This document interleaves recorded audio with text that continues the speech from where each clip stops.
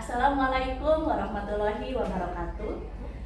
Berjumpa lagi dengan saya Dea Isya Yulana, calon guru penggerak angkatan 11 dari SLB Negeri Widi Asih Kabupaten Pangandaran. Kali ini saya masih ditemani dengan rekan sejawat saya, Ibu Selvi Dwi Anggraini SPD, guru kelas 3 SDLB Tunagrahita.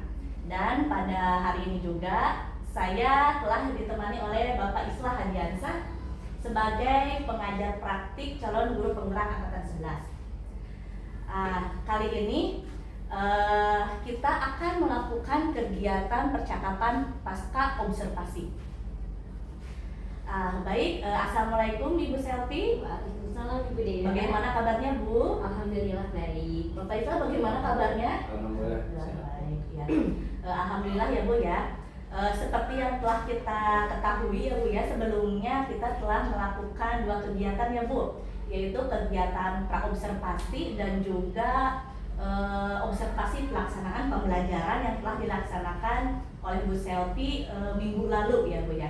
Nah pada hari ini kita akan melaksanakan percakapan pasca observasi, di mana tujuan dari percakapan pasca observasi ini yaitu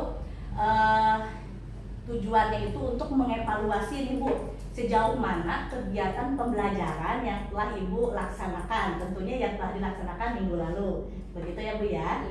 Iya, baik Bu. Bagaimana nih Bu perasaannya Ibu Selvi setelah melaksanakan kegiatan pembelajaran minggu lalu? Perasaan saya pertama ya waktu diajak Bu Dea untuk coaching pembelajaran itu sempat ada tegang-tegangnya, ada deg-degannya. Kenapa? Karena biasanya kan ngajar mengalir saja ya Bu Dea. Tapi kemarin itu waktu diminta untuk sama Bu Dea ini ada kamera. Jadi ada deg-degannya. Cuman setelah itu ya mengalir seperti biasa saja. Ya senang sih Bu. Jadi kita ada setelah mengajar itu kita kan ada bincang-bincang lagi, sharing-sharing lagi bagaimana sih pembelajaran itu. Rasanya kan biasanya belajar itu seperti ini, saya ajar seperti ini. Ternyata kalau dilihat dan diamati ternyata saya ada kurangnya di sini. Ternyata begini gitu Bu. Jadi ya senang. Alhamdulillah kalau seperti itu ya Bu Sel, terlihat sekali dari Bu Selvi sendiri. Nah ini Bu, untuk area pengembangannya ya Bu ya, kan sebelumnya Ibu Selvi itu mengatakan bahwa area pengembangannya itu pada pengetahuan, dari segi pengetahuan. Iya. Nah boleh tidak Bu Ibu ceritakan kembali area pengembangannya dan bagaimana tahapan-tahapannya Bu, seperti apa? Area pengembangan pada pembelajaran saya waktu itu adalah pada pengetahuannya ya Bu, di mana mereka bertiga ini, murid saya ini kan mempunyai kebutuhan yang berbeda karena keistimewaannya juga kan berbeda. Yang pertama itu Nagita anak tunagrahita kelas 3. Dia sudah mampu mengenal kalau benda, insya Allah dia sudah tahu banyak. Tetapi area yang saya kembangkannya itu di bagian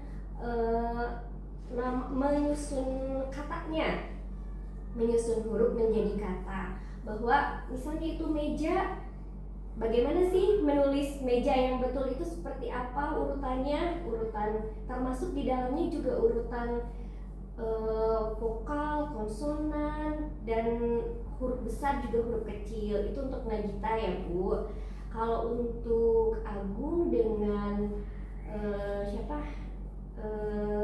Najwa itu meskipun grade-nya berbeda, Agung kelas 5 sedangkan Najwa itu kelas 1, tetapi kebutuhannya cukup sama karena mereka ditekankan untuk tahu berbagai macam benda di sekitar.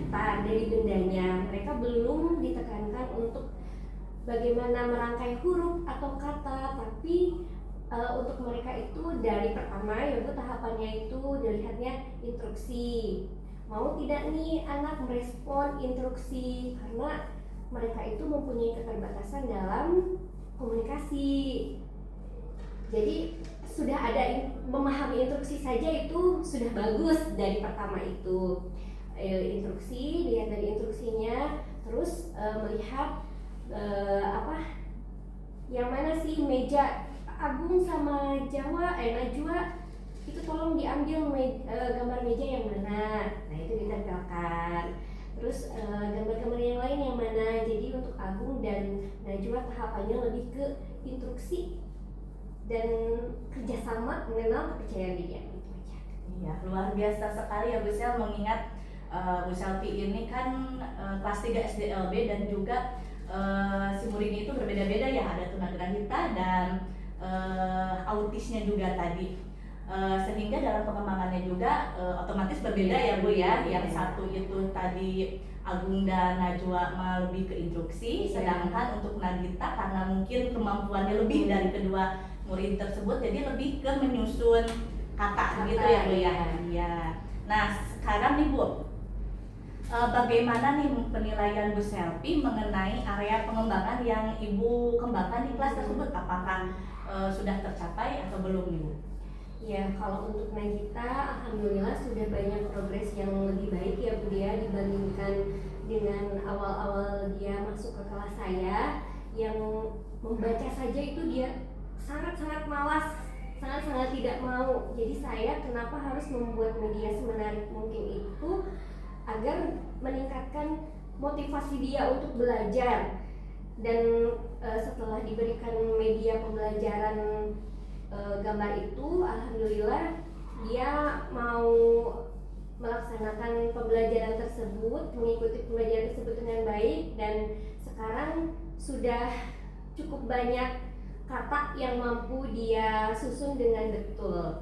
Kalau untuk Agung dan Najwa, untuk kata-kata sederhana, untuk instruksi-instruksi sederhana dari yang pembelajaran kemarin itu, ada sebagian besar memang sudah mampu untuk diikuti, meskipun dalam pembelajaran itu terutamanya Agung karena autis kadang itunya kan rentang konsentrasinya itu pendek sekali ya Bu Dea, 15 menit aja itu udah sangat bagus tuh. Ini di menit-menit awal ketika Nagita masih semangat-semangatnya, tetapi Agung ada distrak sedikit di waktu itu. Jadi kalau ke Agung karena ada distraknya, jadi tujuan pembelajarannya masih ada yang perlu ditingkatkan lagi gitu Bu Dea. Iya, baik Bu Selvi. Sekarang Ibu ya, jika memilih nih Bu, kira-kira dari 1 sampai 10 pembelajaran yang telah Bu Selvi lakukan minggu lalu itu berada di posisi berapa nih Bu? Masih 8 lah Bu Dea. Iya, baik Bu.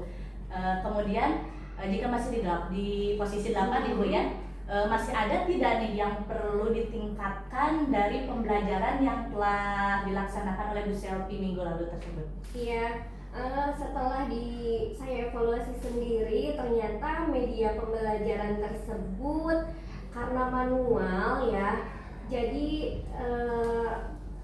gampang rusak gitu Bu De. Awal-awalnya kan oke, ini berjalan dengan biasa, kesininya dimainin sama anak-anak gitu, sama anak yang autistik itu terutama ya Bu De. Jadi ada yang copot-copot perekatnya, mungkin dari itunya saja. Oh iya, baik, berarti yang perlu ditingkatkan dan dikembangkan itu berarti dari Bu Selvi itu media pembelajarannya ya Bu ya. Mungkin nanti kedepannya lagi si medianya itu tidak manual lagi mungkin ya Bu ya, seperti itu. Intinya sih begitu ya. Nah kira-kira nih Bu, dari hal yang perlu ditingkatkan itu nih Bu, ada tidak strategi yang akan Ibu Selvi lakukan untuk meningkatkan pembelajaran selanjutnya? Ya, strateginya saya ingin mempelajari banyak tentang media pembelajaran yang lebih interaktif, lebih menarik, lebih inovatif, dan yang paling utama saya ingin memperbanyak media pembelajaran yang sifatnya elektronik gitu. Termasuk ya strateginya saya belajar sama Bu Dea. Bu Dea kan sudah banyak tuh punya games-games pembelajaran seperti itu. Nah, saya nanti juga bisa belajar banyak dari Bu Dea. Bagaimana sih agar si media pembelajaran itu tidak gampang rusak, menarik, dan anak-anak tidak bosan untuk mengikutinya.